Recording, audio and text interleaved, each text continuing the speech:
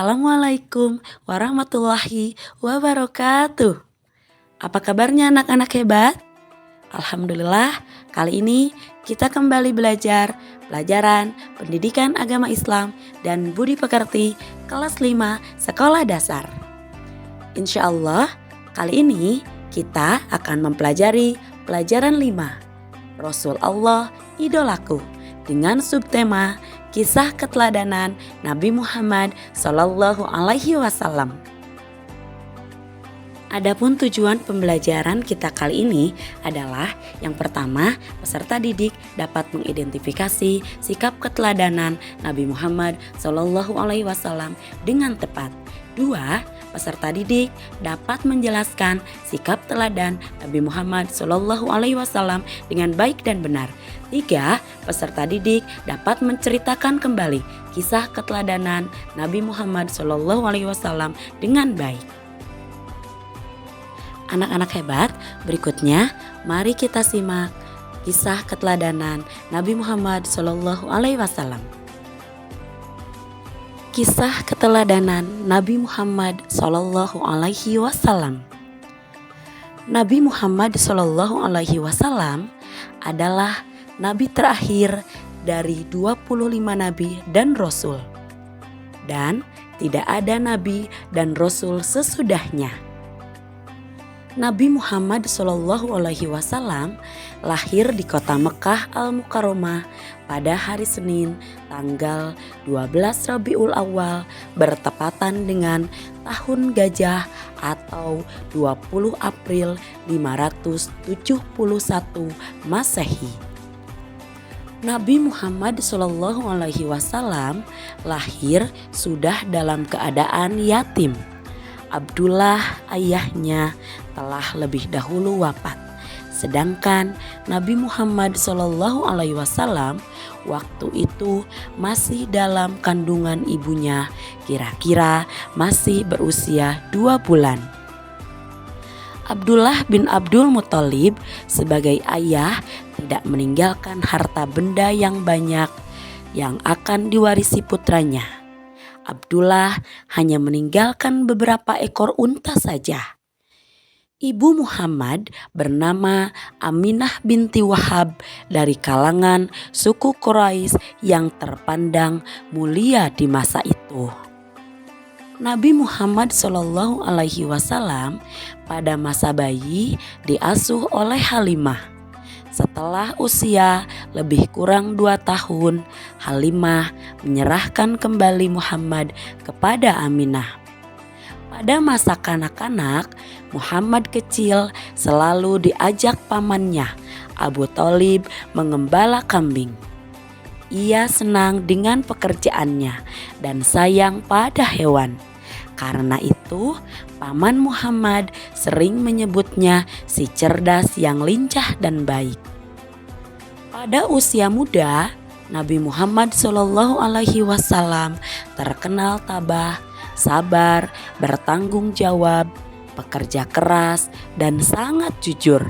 Sehingga ia diberi julukan Al-Amin, artinya terpercaya.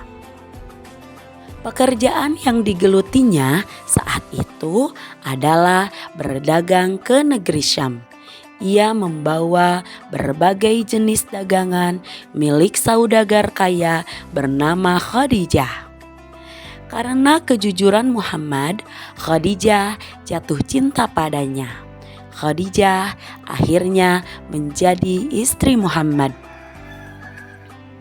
Pada usia 40 tahun, beliau diangkat menjadi Rasul, berdakwah, mengajak umat manusia menyembah Allah Subhanahu wa Ta'ala dan meninggalkan kemusyrikan, yaitu penyembahan terhadap berhala. Nabi Muhammad Sallallahu Alaihi Wasallam mempunyai kebiasaan berkhalwat, yaitu mengasingkan diri dari keramaian manusia, merenung mendekatkan diri kepada Allah Subhanahu wa Ta'ala. Tempat yang digunakannya adalah Gua Hiro, kurang lebih 5 km dari arah timur kota Mekah. Dia lakukan ini pada setiap bulan Ramadan tiba. Pada hari ke-17 dari bulan Ramadan saat itu, Muhammad SAW mengalami peristiwa yang sangat menakjubkan. Beliau menceritakan peristiwa itu. Di saat itu, aku sedang tidur.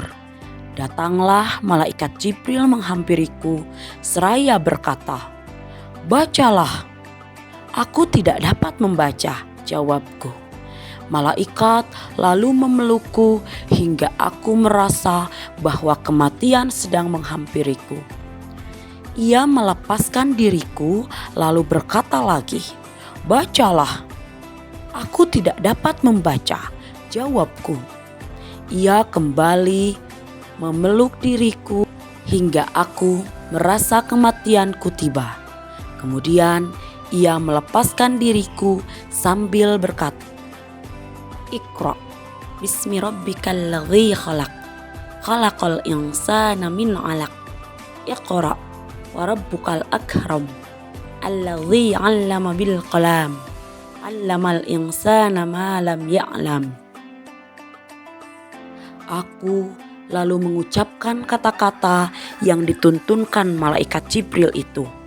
Hafal, seolah-olah tertulis dalam hatiku.